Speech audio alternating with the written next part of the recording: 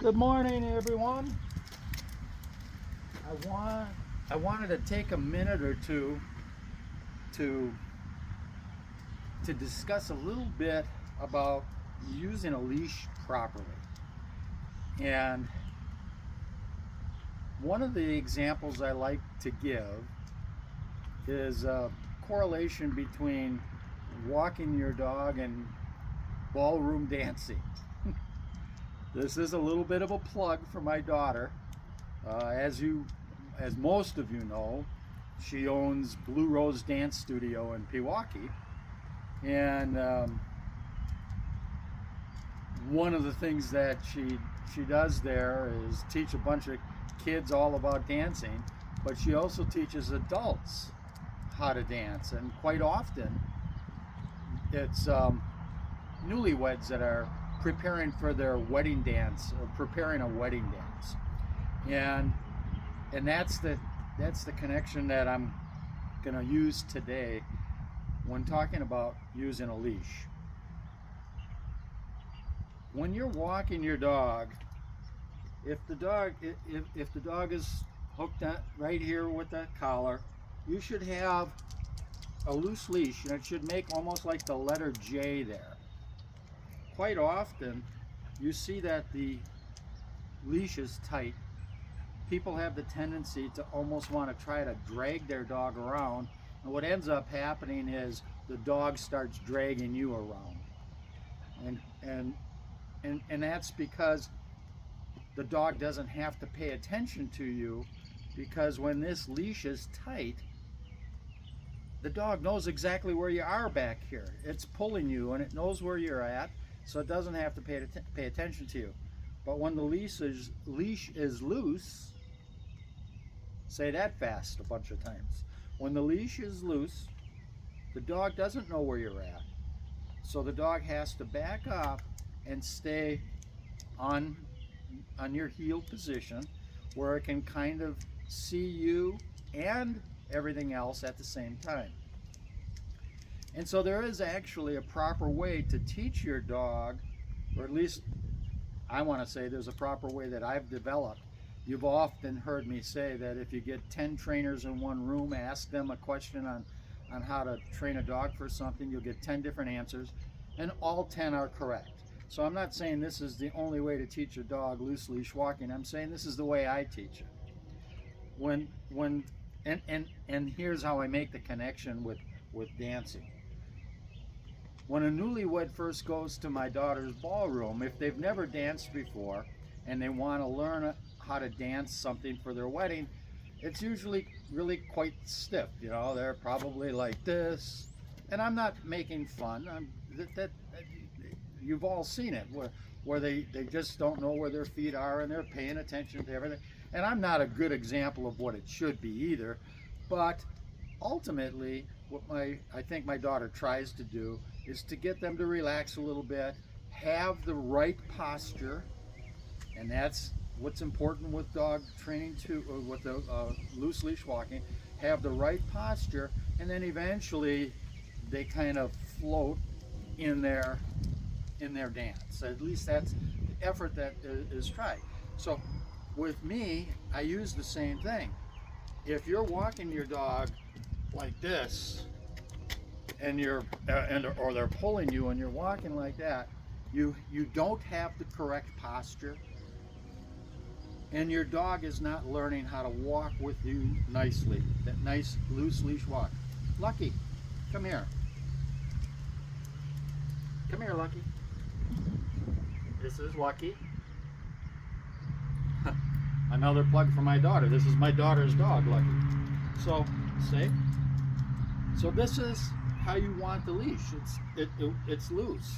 If it's tight, in fact, I don't know. I'm going to make it tight and pay attention to Lucky and see if her body language changes at all once I go from loose to tight. Let's see what happens. Look at that. As soon as I made it tight, she jumped up. The loose leash requires her to pay more attention to me. The tight leash, she doesn't have to pay any attention to me. Okay, Lucky, thank you. Good girl. So So, okay, maybe now I have you convinced that it needs to be a loose leash, but you're going to be saying to me, Mike, every time I try to make it a loose leash, the dog starts to pull me one way or another anyway. And so I can't make it loose, because no matter how loose I make it, the dog ends up extending out that far and making it tight again. And so you can alter that behavior a couple of ways. All of you know that I'm about a 90% positive reinforcement training kind of trainer. I'm not 100%. I do believe that there should be some correction involved in training, and I think that I don't want to speak for the true blue positive reinforcement trainers. I think that basically their feeling is reward the positive, ignore the negative. I do too, but I do feel that some of the negative needs to be corrected. So with the loose leash walking, depending on your dog and whether or not he or she is treat motivated, you can try to keep treats down to this area where the dog is, so that the dog stays close and occasionally gets a treat.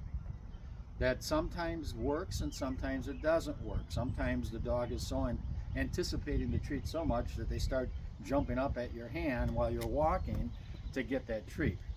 But sometimes it does work. Other things that work is what I refer to as jigging for walleyes. It's a gentle little tug where you simply kind of with the flip of your wrist, you just kind of give a little tug like that. It's sort of like a steering wheel in a car. You're just steering the dog where you want it to get. So if it gets too far ahead, you give it a quick little tug, not a violent tug, just really the flip of the wrist, a violent tug to get the dog to go back. If the dog starts to go off to the side, you give it another little tug this way to get it to come back. If it starts to drag behind, again, another little tug to get it to go back.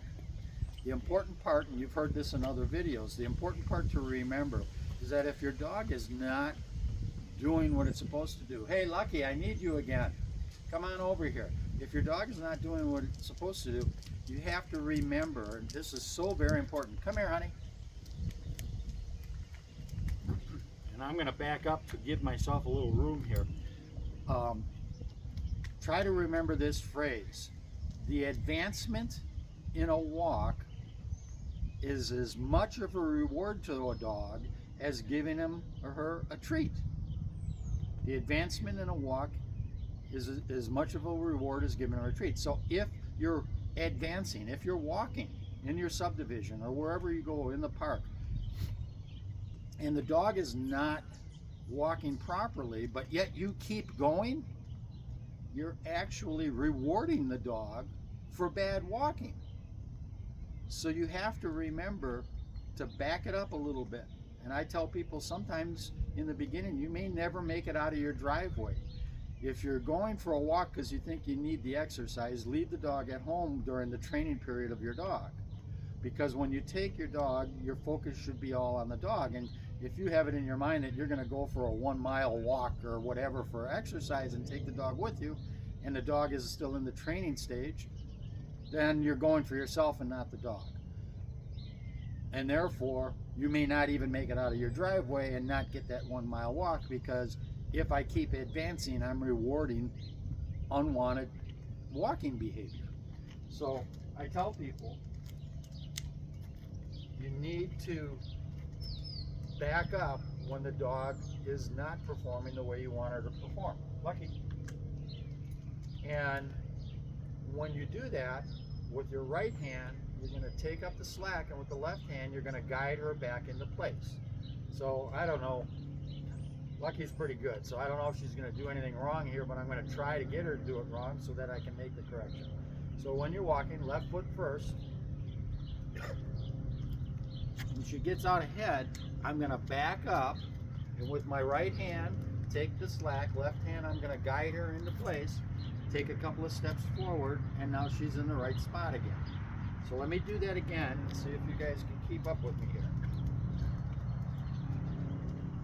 As we're walking and the dog gets too far ahead, I'm going to back up, take up the slack with my right hand, guide her with the left hand, then take a couple of steps forward, and now she's in the right spot. Now we're going to continue to walk. And so I can do a couple of little quick little tugs like this, gentle tugs like this. I can discontinue the advancement of the walk by this little motion here, bringing her back, then a step or two forward, and now releasing that tension again into the loose leash and continuing my walk. So it's, again, a little bit like ballroom dancing because there's a lot going on. The hand, this hand, the steps backwards, steps forwards, and so on and so forth, and maybe even an occasional tug. So in the beginning, you're going to be a little bit stiff trying to remember all of this. You're going to get things in the wrong order, and it'll take a little bit of practice for you to actually get it done correctly, just like the ballroom dancer it needs to practice a little bit to get that done. So that's all I wanted to do. Maybe give a little plug to my daughter's ballroom studio and her kids studio. She's got 2 studios. Blue Rose Dance Studio. You can find it on the internet right here in Pewaukee. And that's it. A little plug and a little education. Have a great day. Thank you.